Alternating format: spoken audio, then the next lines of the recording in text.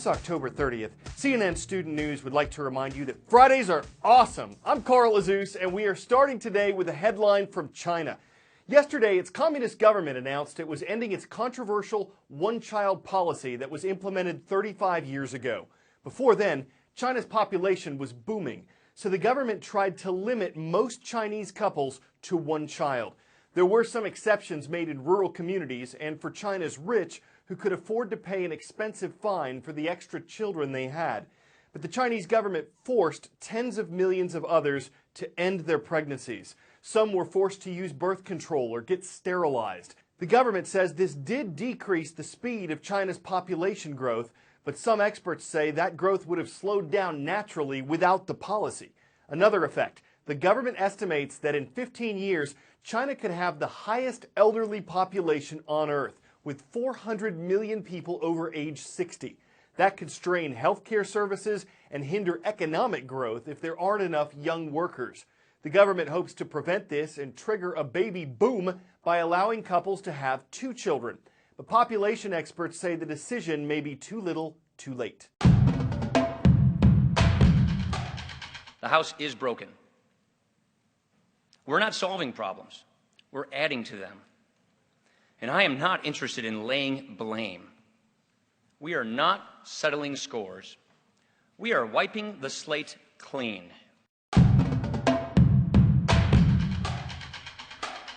That was the new U.S. Speaker of the House, Representative Paul Ryan, a Republican from Wisconsin. You might remember he was Mitt Romney's vice presidential running mate in the 2012 presidential election. Ryan was elected to the speakership yesterday. He got the votes of 236 members of the House of Representatives. Currently, there are 247 Republicans and 188 Democrats in the chamber. The majority party chooses the speaker. The position is second in line to the presidency behind the vice president. Speaker Ryan replaces John Boehner, who announced his resignation last month. In his farewell address, Speaker Boehner said he left with no regrets or burdens, just a regular guy humbled by the chance to do a big job. For our last roll call of October, we're taking you from northeastern Louisiana to southwestern Cameroon. Bogalusa, Louisiana leads things off. It's where we found Ben's Ford Christian School, the home of the Eagles. Next to Idaho, from the city of Kamiah, please welcome the Cubs with a K. Kamiah High School's on the roll. And from the capital of the African nation of Cameroon, hello to our viewers at the American School of Yaoundé. It's great to have you watching from Yaoundé. A school resource officer in South Carolina was fired earlier this week, and one thing that the FBI is looking into is whether he used excessive force when arresting a 16-year-old student, something that the officer's lawyer denies. But the incident has fueled a national debate over discipline in American schools. And what we're doing today is taking a look at what the law says about what can be done concerning school discipline. If a student does something wrong, how far can schools discipline that student under the law? The answer to that question has changed a lot in just the last few decades. It used to be police officers really weren't in schools 30 years ago, but that all changed in the 1990s. In 1994, Congress passed the Gun-Free Schools Act. The act required states receiving federal funding to pass some very specific laws about student discipline. These laws led to a massive increase in police presence at our schools. The School Resource Officer, or SRO, is a deputized police officer who's stationed right there on campus. As a result, schools now had police forces stationed on campus, and not surprisingly, conduct that used to be just on-campus discipline became a criminal case. There's arguably some good justification for increased police presence in schools. There have been tragic school shootings over the last couple decades, and there are real concerns about increased security on campus.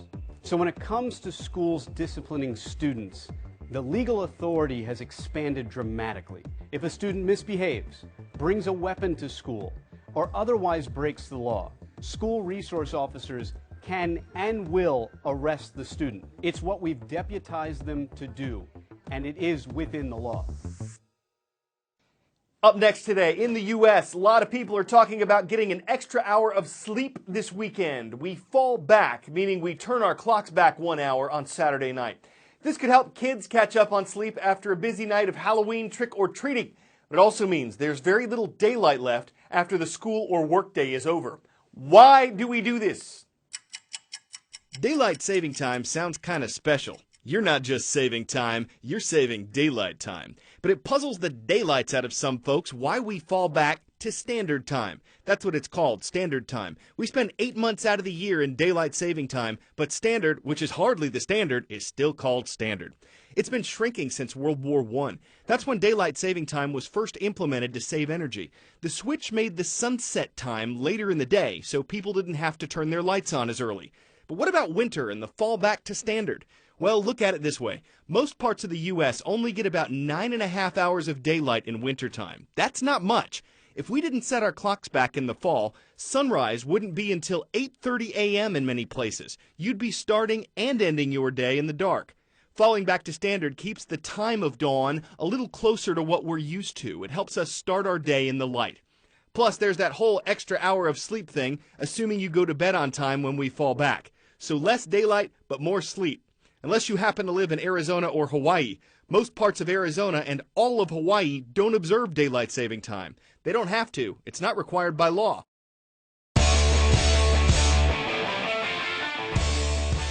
Reuben Lucius Goldberg made his mark in the early 1900s. He liked to make fun of how obsessed Americans were with technology. What made him famous were cartoons that showed these incredibly complicated machines accomplishing very simple tasks.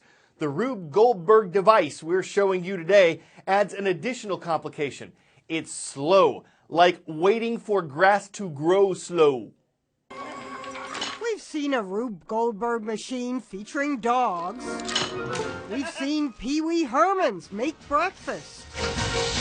We've seen OK Go turn one into a music video. But we haven't seen one starring a tortoise until now. Cartoonist Rube Goldberg would be charmed by what's billed as the slowest Rube Goldberg machine. It's my Rube Slowberg. How slow is inventor Bob Partington's contraption? Drive slow, homie. As slow as molasses. Boating down a stream of molasses took about 10 minutes. Next leg, Ingrid the tortoise. Actually, Ingrid wasn't all that slow after her handlers. Just put a strawberry down there. And after her flag launched the ball, Ingrid had dessert.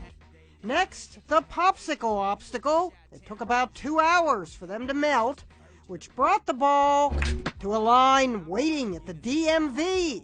The turnstile was connected to the minute hand, and what better choice of music for the Department of Motor Vehicles? Kanye West. Drive slow, homie. But the slowest part was watching the grass grow. This segment took 6 weeks. The grass actually pushes the ball. It does. It was shocking. Bob had to water the seeded soil chamber by tiny chamber to make the grass sprout. Chamber gets flooded and the grass grows. There were tons of edits and numerous takes. No wonder some cried fake, but still awesome and beautiful and worthy of applause. To those who say fake, I say Rube Goldberg was a cartoonist. Aiming for whimsy, not mechanical perfection. After 6 weeks, 3 days, 7 hours, and 2 minutes, this Rube Slowberg machine slowly and intentionally Drive slow, homie. missed. No hole in one, but maybe a hole in wonder.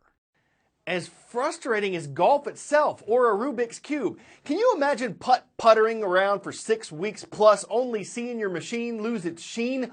Only time would tell if you could Goldberg in again and give it another shot. We hope you have a great weekend and a fun Halloween ahead. Hope to see you well rested after the fall back next week.